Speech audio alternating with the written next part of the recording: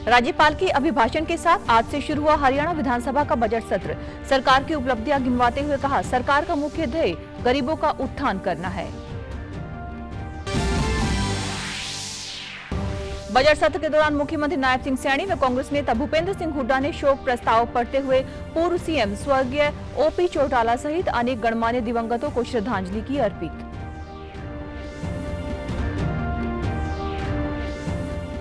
देश भर में आज मनाया जा रहा है जन औषधि दिवस। जन औषधि केंद्रों पर मिलने वाली सस्ती दवाइयों से लाखों परिवारों का आर्थिक बोझ हुआ कम। केंद्र का 2027 तक 25,000 औषधि केंद्र खोलने का लक्ष्य है। और केंद्रीय गृह मंत्री अमित शाह सीआईएसएफ के स्थापना दिवस पर तमिलनाडु में आयोजित कार्यक्रम में हुए शामिल। कहा, औद्योगिक प्रतिष्ठानों की सुरक्षा सीआईएसएफ के बिना संभव नहीं।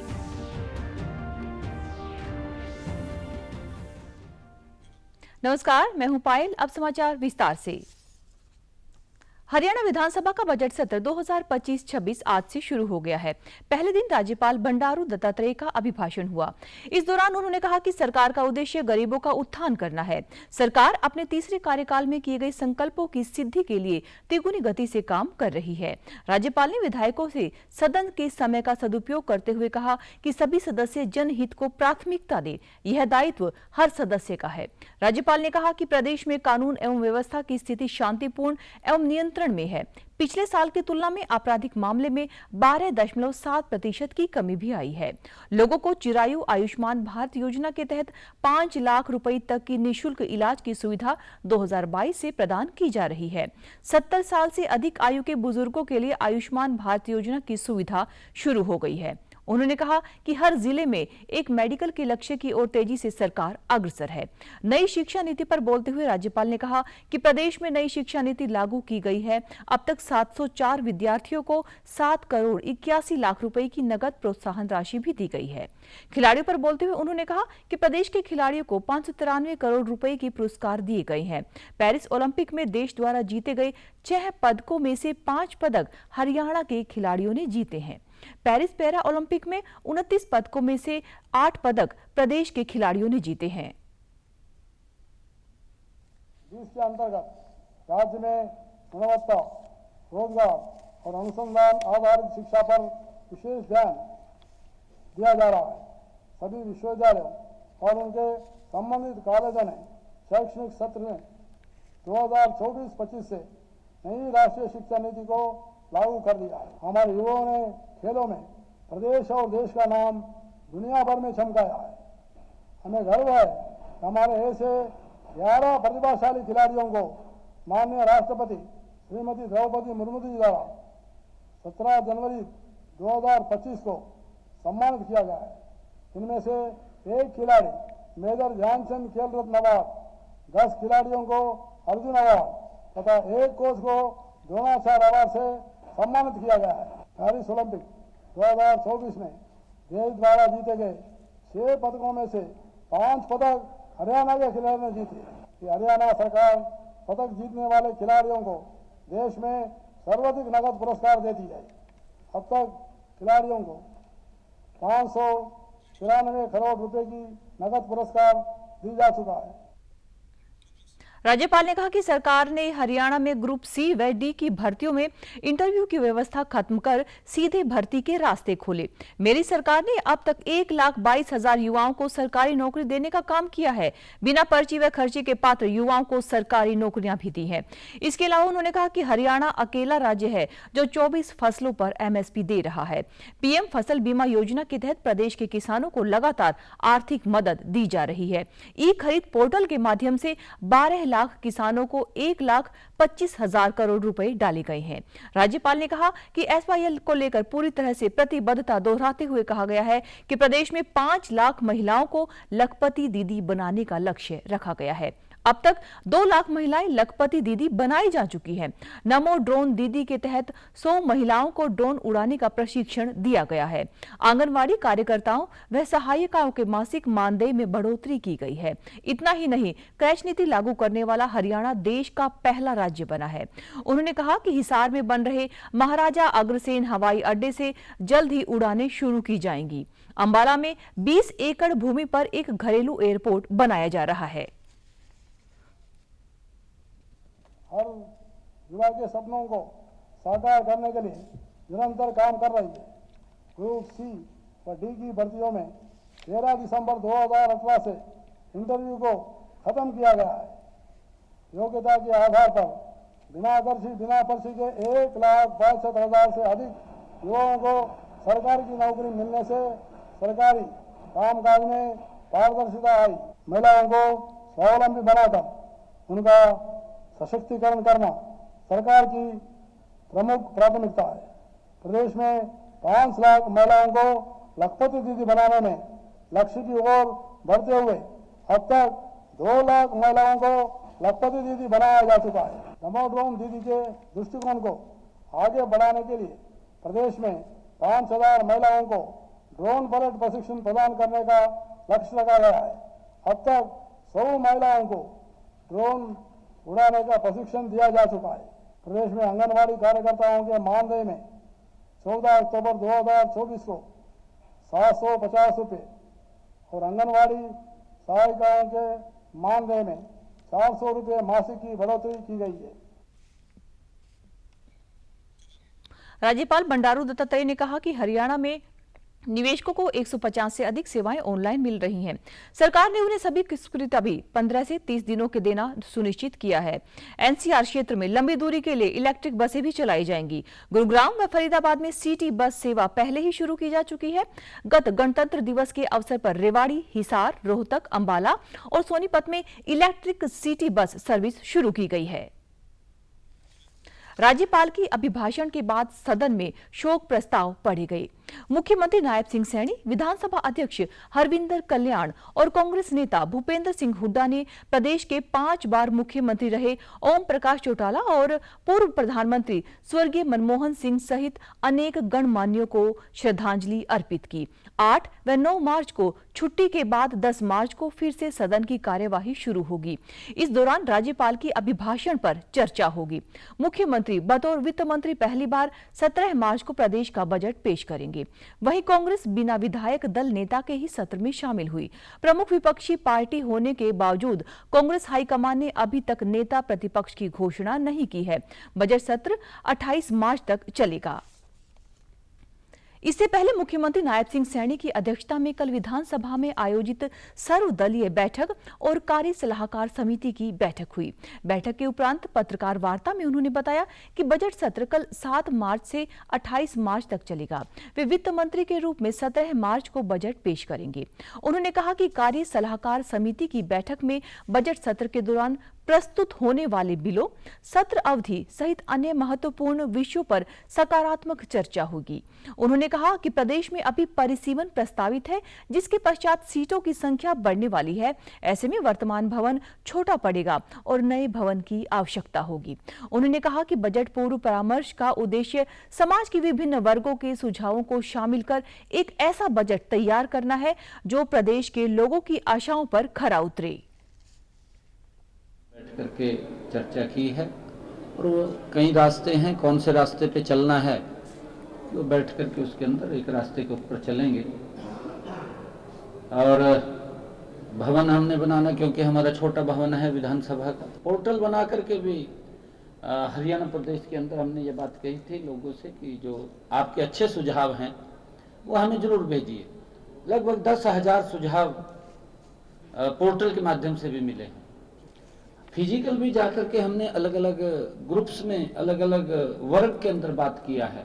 हमने काफ़ी वर्गों से बातचीत करके उनको सुझाव आमंत्रित किए हैं।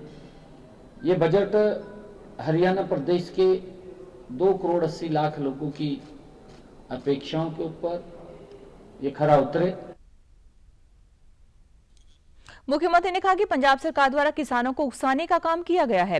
वे स्वयं किसान के बेटे हैं और किसानों की पीड़ा व जरूरतों को भली भांति समझते हैं। प्रदेश में जब भी किसानों को प्राकृतिक आपदा का सामना करना पड़ा, हरियाणा सरकार कंधे से कंधा मिलाकर उनके साथ खड़ी रही है। प्रदेश सरकार ने पहले 14 फसलों को एमएसपी पर खरीदा और आज प्रदेश की 100% फसलों को एमएसपी पर खरीदा जा रहा है। मुख्यमंत्री ने कहा कि उन्होंने पंजाब सरकार को कई बार सुझाव दिया है कि किसानों के बीच जाएं, उनसे बातचीत करें और वहां की सभी फसलों को एमएसपी पर खरीदने के लिए आश्वस्त करें। पंजाब सरकार को किसानों की चिंता करनी चाहिए और उन्हें राहत प्रदान करनी चाहिए। उन्होंने कहा कि वे पंजाब के मुख्यमंत्री से अपील करते हैं कि किसानों पर लाठी न चलाएं, बल्कि उनसे बातचीत कर उन्हें मजबूत करने का काम करें। जब उनको उकसाते थे भी, आप उकसाइए मत, ये किसान के हमारे हार्ट के साथ जुड़ा हुआ मामला है, क्योंकि मैं किसान का बेटा हूं। मुझे मालूम है कि किसान की पीड़ा क्या है, किसान कैसे खेत में काम करता है। हमने हरियाणा के अंदर किसानों की उस पीड़ा को समझा, आप लोग देख भी रहे हैं। धीरे धीरे करके हमने पहले 14 फसलें एमएसपी पर खरीदी और अब हमने ये कहा कि हम 100% फसल आज हरियाणा की एमएसपी पर खरीद रहे हैं। मैंने तब भी सुझाव दिया था पंजाब सरकार को कि आप बात कम करिए, किसानों के बीच में जाइए और उनको आश्वस्त करिए। किसान ये धरती पुत्र है जो देश के लोगों का पेट भरता है। मैं अभी पंजाब के मुख्यमंत्री को कहना चाहूंगा कि आप किसानों के बीच में जाकर के उनको ऊपर लाठी ना चलाएं, आप उनको मजबूत करने का काम करें। भारतीय सेना का एक जगुआर विमान आज नियमित प्रशिक्षण उड़ान के दौरान अंबाला में सिस्टम खराबी के आने के कारण दुर्घटनाग्रस्त हो गया। पायलट विमान को बाहर निकालने से पहले बस्ती से दूर ले गया। भारतीय वायुसेना ने एक्स के माध्यम से जानकारी देते हुए कहा कि दुर्घटना के कारणों का पता लगाने के लिए वायुसेना ने जांच के आदेश दे दिए हैं। यह हादसा पंचकूला के मोरनी क्षेत्र के बारदवाला गांव के नजदीक हुआ। मिली जानकारी के अनुसार पायलट पैराशूट के माध्यम से सुरक्षित नीचे उतर पाने में कामयाब रहा। घटना की सूचना मिलने के बाद स्थानीय पुलिस टीम मौके पर पहुंची। आज देश भर में जन औषधि दिवस मनाया जा रहा है। प्रधानमंत्री नरेंद्र मोदी ने कहा है कि जन औषधि दिवस लोगों को उच्च गुणवत्ता वाली और सस्ती दवाएं उपलब्ध कराने की सरकार की प्रतिबद्धता को दर्शाता है। सोशल मीडिया पर एक पोस्ट में उन्होंने कहा कि यह दिवस स्वस्थ और फिट इंडिया का प्रतीक है। गुणवत्तापूर्ण दवाएं अब देश के हर कोने तक पहुंच रही हैं और जन औषधि मॉडल अब दुनिया को प्रेरित कर रहा है। उन्होंने यह भी कहा कि हृदय का इलाज अब पहले से कहीं अधिक किफायती है और घुटने के प्रत्यारोपण की लागत भी कम हो गई है। पीएम राष्ट्रीय डायलिसिस कार्यक्रम किडनी रोगियों के लिए गेम चेंजर रहा है। वहीं केंद्र सरकार लोगों के बेहतर स्वास्थ्य के लिए लगातार प्रयासरत है। इसी कड़ी में देश भर में प्रधानमंत्री जन औषधि परियोजना का विस्तार किया जा रहा है। केंद्रीय स्वास्थ्य मंत्री जेपी नड्डा ने कहा कि अब तक देश भर में 15,000 जन औषधि केंद्र खोले जा चुके हैं और इस साल सरकार 5,000 और जन औषधि केंद्र खोलेगी। वहीं 2027 तक केंद्र सरकार का 25,000 जन औषधि केंद्र खोलने का लक्ष्य है। प्रधानमंत्री जन औषधि परियोजना पीएम बीजेपी ने अच्छी भी और सस्ती भी के संकल्प के साथ लोगों तक उच्च गुणवत्ता वाली किफ़ायती दवाएं पहुंचाने का काम किया है। आज 15,000 से ज़्यादा जन औषधि केंद्र देश भर में काम कर रहे हैं। 2027 तक प्रधानमंत्री मोदी जी के नेतृत्व में यह तय हुआ है कि 25,000 जन औषधि केंद्र खोलने का लक्ष्य रखा गया है।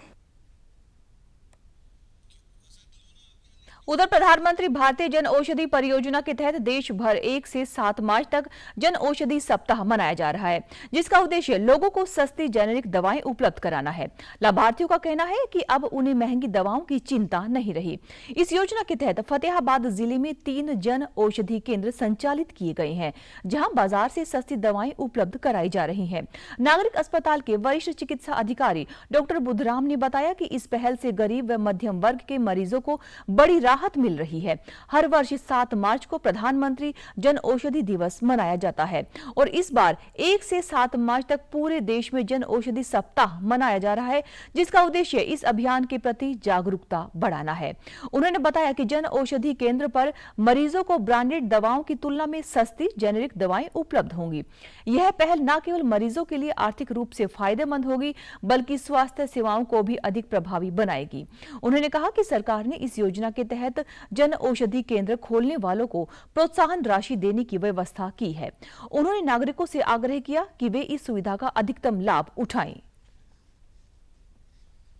खास करके जो गरीब वर्ग है, मध्यम वर्गीय लोग हैं, उनको सस्ती दरों पे दवाइयाँ उपलब्ध करवाना। इस परियोजना के तहत अब तक लगभग पूरे भारतवर्ष में 15,000 के करीब जन औषधि केंद्र खुल चुके हैं और ये सभी 36 राज्य और केंद्र शासित प्रदेशों में भी खुल चुके हैं। इसी के तहत फतेहाबाद जिले में भी 3 जन औषधि केंद्र खुले हुए हैं, जिनमें से एक नागरिक अस्पताल फतेहाबाद में भी खुला हुआ है। तो इन केंद्रों में जो दवाएं हैं वो बाजार मूल्य से लगभग 50 से 90% कम रेट पे उपलब्ध होती हैं। लगभग 2000 से ऊपर दवाइयाँ उपलब्ध हैं। इसके साथ सर्जिकल आइटम्स भी 300 तरह की लगभग उपलब्ध हैं। वहीं लोगों ने कहा कि जहां उन्हें पहले दवाओं पर अधिक पैसे खर्च करने पड़ते थे, वहीं अब जन औषधि केंद्र पर काफी सस्ती दवाएं मिल रही हैं। उन्होंने कहा कि सरकार द्वारा जन औषधि केंद्र खोलना गरीब आदमी के लिए किसी वरदान से कम नहीं है। जन औषधि केंद्रों पर कम कीमतों पर उच्च गुणवत्ता वाली दवाइयां उपलब्ध हो रही हैं। रेट पे काफ़ी सस्ते रेट पे बाहर जो हम मार्केट से दवाई ले रहे हैं उससे काफ़ी सस्ते रेट पे दवाइयाँ यहाँ पे उपलब्ध हो रही हैं और लोग फ़ायदा उठा रहे हैं इस चीज़ का। तो अभी तक हमारे को 1 महीना हो गया इसको खोले हुए हॉस्पिटल में। तो बाकी फतेहाबाद के अंदर 2-3 केंद्र और हैं, मतलब टोटल 3 केंद्र हैं। मैंने जन औषधि के अंदर दवाई ली है जो काफ़ी मार्केट से बाहर से काफ़ी सस्ती है। और एक इसके अंदर जन औषधि के अंदर एक ऐप भी आया हुआ है जो डॉक्टर द्वारा हमें बताया गया है, जिसमें हमें दवाइयों के बारे में भी जानकारी। सरकार ने बहुत अच्छा ये कदम उठाया है जी। मैं दवाई लेने के लिए आया था जब से जन औषधि केंद्र खुला है। यहाँ की दवाई बहुत ही बढ़िया है और बाजार के रेटों से लगभग 85 से 90% कम रेटों में मिलती है। और ये दवाइयों की खासियत ये है कि बहुत ही अच्छी कंपनी की दवाई यहाँ दी है। जन औषधि दिवस पर आज रोहतक के नागरिक अस्पताल में कार्यक्रम का आयोजन किया गया। इसमें भाजपा के राज्यसभा सदस्य रामचंद्र जांगड़ा ने मजदूर मुख्य अतिथि के तौर पर शिरकत की। प्रधानमंत्री नरेंद्र मोदी ने जन कल्याण की भावना, गरीब की सुरक्षा एवं सामाजिक उद्धार के लिए वर्ष 2014 में इस योजना की शुरुआत की थी। इसका उद्देश्य जेनेरिक दवाओं के इस्तेमाल को बढ़ावा देना है। इस मौके पर रामचंद्र जांगड़ा ने बताया कि जन औषधि केंद्रों में विश्व स्वास्थ्य संगठन के अनुरूप दवाइयां उपलब्ध कराई गई हैं। दवाओं की वितरण के लिए हरियाणा के गुरुग्राम में देश का सबसे बड़ा डिपो स्थापित किया गया है। इसके अलावा चेन्नई, हैदराबाद, बेंगलुरु व गुवाहाटी में वितरण केंद्र बनाए गए हैं। भाजपा सरकार का लक्ष्य है कि अंतिम व्यक्ति तक आर्थिक, सामाजिक व राजनीतिक न्याय पहुंच सके। उन्होंने कहा कि प्रधानमंत्री नरेंद्र मोदी के संकल्प के मुताबिक वर्ष 2047 तक विकसित भारत बनाना है।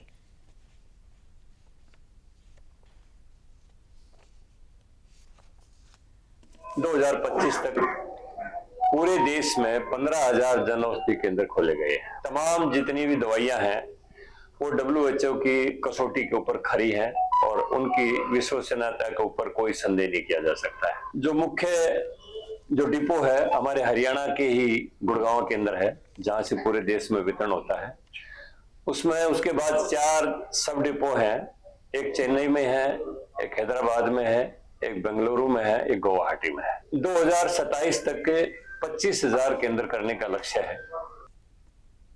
केंद्रीय गृह मंत्री अमित शाह ने आज तमिलनाडु के रानीपेट के अरगकोणम CISF के 56वें स्थापना दिवस के कार्यक्रम में मुख्य अतिथि के तौर पर शामिल हुए। अमित शाह ने पुष्पांजलि अर्पित करते हुए परेड का निरीक्षण किया और CISF पत्रिका सेंटिनल का विमोचन किया। CISF के जिन सदस्यों को स्वतंत्रता दिवस तथा गणतंत्र दिवस के मौके पर उत्कृष्ट सेवा पदक और वीरता पदक प्रदान किया गया था, उन्हें अमित शाह ने पदक से अलंकृत किया। इसके साथ ही गृह मंत्री ने CISF की कई पहलों का लोकार्पण किया और शिलान्यास भी किया। उन्होंने एक साइकिल रैली को भी हरी झंडी दिखाई। कार्यक्रम को संबोधित करते हुए केंद्रीय गृह मंत्री ने CISF के वीरतापूर्ण कार्यों की प्रशंसा करते हुए कहा कि औद्योगिक प्रतिष्ठानों की सुरक्षा CISF के बिना संभव नहीं है। मेट्रो हो चाहे एयरपोर्ट हो, लगभग रोज 1 करोड़ लोगों की आवाजाही को हर खतरे से सुरक्षित करने का काम अपने CISF के जवान करते। और 1 करोड़ लोगों की आवाजाही देश के औद्योगिक विकास, देश के शैक्षणिक विकास और देश के सुचारू संचालन के लिए बहुत महत्वपूर्ण है। और CISF ने उसको जब से संभाला है, एक भी घटना चूक की नहीं हुई है।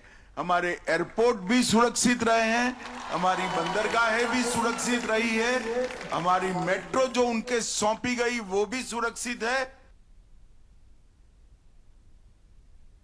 केंद्रीय ऊर्जा मंत्री मनोहर लाल ने आज चरखी दादरी पहुंचकर हरियाणा सरकार में पूर्व कैबिनेट मंत्री एवं वरिष्ठ नेता चौधरी सतपाल सांगवान के शोक सभा में उन्हें श्रद्धांजलि अर्पित की। बाद में मनोहर लाल ने पत्रकारों से बातचीत में कहा कि ईश्वर दिवंगत आत्मा को अपने श्री चरणों में स्थान दे एवं शोकाकुल परिजनों को यह दुख सहने की शक्ति प्रदान करे। वे हर राजनीतिक मुद्दों पर अपनी बात बेबाकी से रखते थे।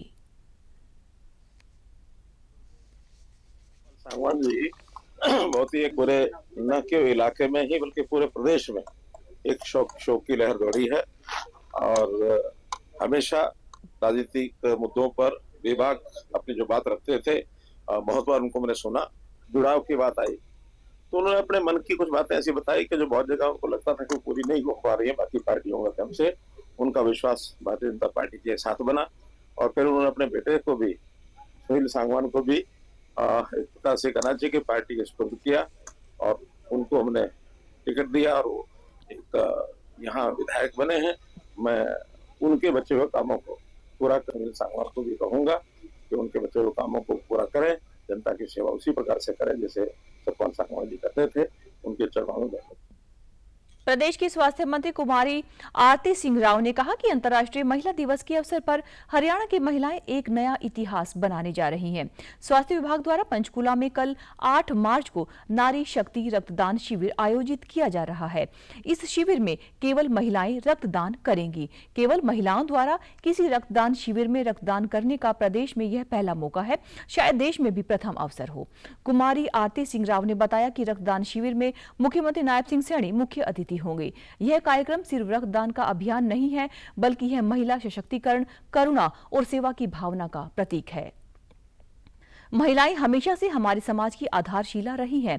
वे सिर्फ परिवार की देखभाल करने वाली नहीं, बल्कि समाज व राष्ट्र के निर्माण की महत्वपूर्ण धुरी भी हैं। शिक्षा, स्वास्थ्य, विज्ञान, खेल सहित हर क्षेत्र में महिलाएं अपनी शक्ति व प्रतिभा से दुनिया को नई दिशा दे रही हैं। उन्होंने कहा कि अंतर्राष्ट्रीय महिला दिवस के अवसर पर आयोजित किया जाने वाला नारी शक्ति रक्तदान शिविर इसी बात का साक्षात उदाहरण है कि महिलाएं न केवल समाज की सेवा कर रही हैं, बल्कि यह साबित कर रही हैं कि वे हर क्षेत्र में आगे बढ़ सकती हैं और नेतृत्व भी कर सकती हैं। अंबाला छावनी के सदर बाजार स्थित डाकघर में एक अनूठी पहल देखने को मिली है। नारी शक्ति सप्ताह के अंतर्गत यहां की पूरी जिम्मेदारी महिला कर्मचारियों ने संभाली हुई है, जिससे यह डाकघर महिला सशक्तिकरण का एक प्रेरणादायक उदाहरण बन गया है। अंबाला मंडल के प्रवर अधीक्षक ने बताया कि इस पहल का उद्देश्य महिलाओं के आत्मविश्वास को बढ़ाना है। इसके अलावा डाक विभाग की ओर से महिलाओं के लिए कई विशेष योजनाएं चलाई जा रही हैं, जिनका लाभ उठाकर वे आर्थिक रूप से सशक्त हो रही हैं। उन्होंने सुकन्या समृद्धि योजना बेटियों के भविष्य और शिक्षा के लिए बनाई है। इसमें उच्च ब्याज दर और कर छूट का लाभ मिलता है। विभाग की इस पहल पर महिला कर्मचारी पूरे उत्साह व समर्पण के साथ काम कर रही हैं। 2 लाख रुपए से कोई भी महिला 2 साल के लिए अकाउंट जमा कर सकती है और बच्चों के लिए गर्ल चाइल्ड को बढ़ावा देने के लिए सुकन्या समृद्धि चालू किया गया था। इसके मिनिमम 200 रुपए से आप 1.5 लाख तक पर वर्ष प्रति वर्ष जमा कर सकते हैं। और अगर आप हर साल मैक्सिमम मिनिमम जो 1.5 लाख आप जमा कराते हैं तो लगभग 70 लाख तक की जो बेनिफिट देता है। ये सबसे बेस्ट स्कीम है। तो इस प्रकार की स्कीम भारत सरकार द्वारा महिलाओं के सशक्तिकरण और उनको बढ़ावा देने के लिए डाकघर में कार्यरत सब पोस्टर मास्टर मंजू बाला ने कहा कि विभाग की यह एक सराहनीय पहल है। महिलाएं आज हर क्षेत्र में देश का नाम रोशन कर रही हैं। साथ ही उन्होंने महिलाओं से संबंधित योजनाओं की जानकारी भी दी। और यहाँ पर महिलाओं के लिए काफी स्कीमें हैं, जैसे MPKVY है।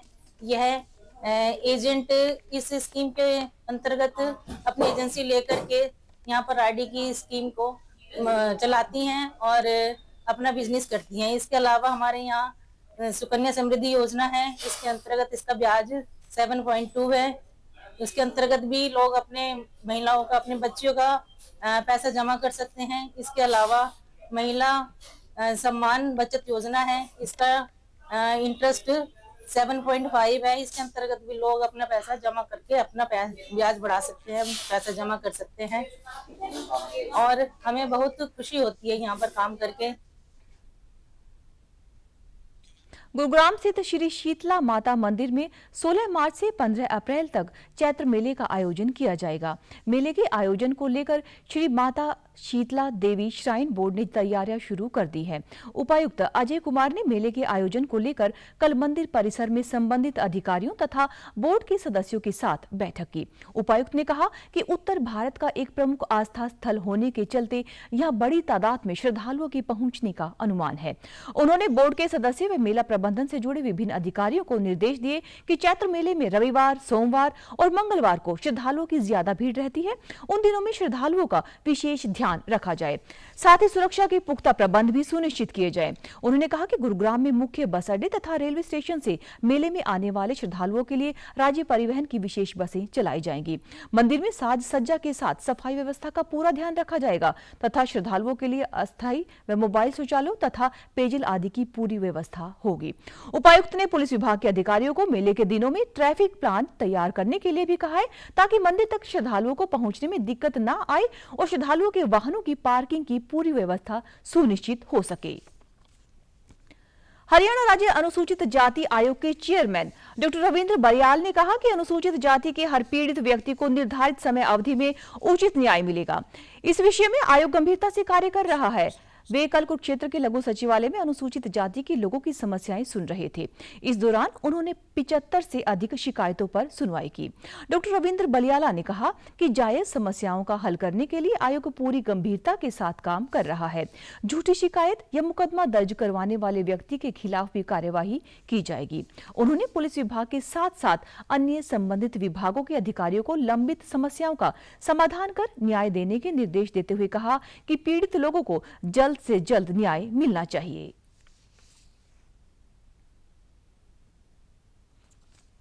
ऐसी बरादरी की भाईचारे की समस्याएं सुनने के लिए आया था। इसमें पुलिस डिपार्टमेंट की संबंधित लगभग 83 केसेस थे, उनको सुना गया। एक एक केस पर बड़ी गंभीरता से विचार किया गया और पुलिस प्रशासन ने बहुत अच्छे तरीके से मुस्तैदी से उसको करने का काम किया। जो 2-4 केस ऐसे थे कि जहां हमें लगा कि कमीशन को यहाँ इंटरवीन करना चाहिए, उसमें यहाँ पुलिस प्रशासन को डायरेक्शन दी है। और कुछ केस लैंड डिस्प्यूट्स थे, उसमें हमने सिविल एडमिनिस्ट्रेशन को भी कुछ डायरेक्शन दी है कि उससे संबंधित की रिपोर्ट कमीशन में सौंपी जाए। देश में एआई क्रांति की नई शुरुआत हो गई है।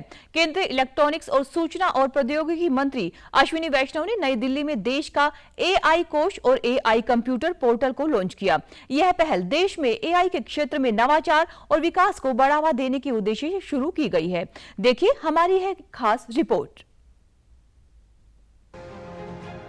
केंद्रीय इलेक्ट्रॉनिक्स और सूचना प्रौद्योगिकी मंत्री अश्विनी वैष्णव ने नई दिल्ली में देश का एआई कोष और एआई कंप्यूटर पोर्टल लॉन्च किया।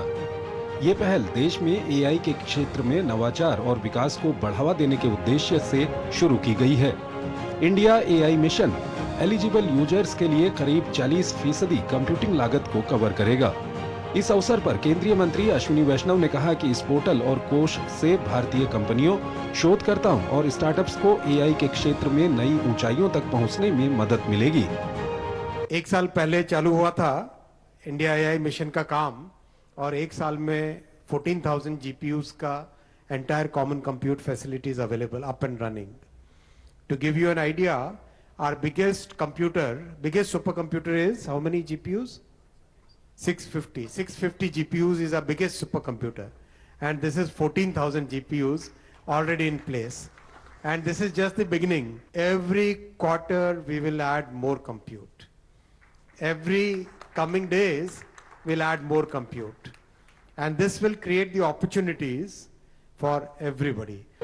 केंद्रीय मंत्री अश्विनी वैष्णव ने एआई के क्षेत्र में भारत की उपलब्धियों को लेकर कहा कि आने वाले 4-5 साल में भारत प्रधानमंत्री नरेंद्र मोदी के नेतृत्व में सेमीकंडक्टर, एआई और तकनीक में विश्व के शीर्ष 5 देशों में शामिल हो जाएगा।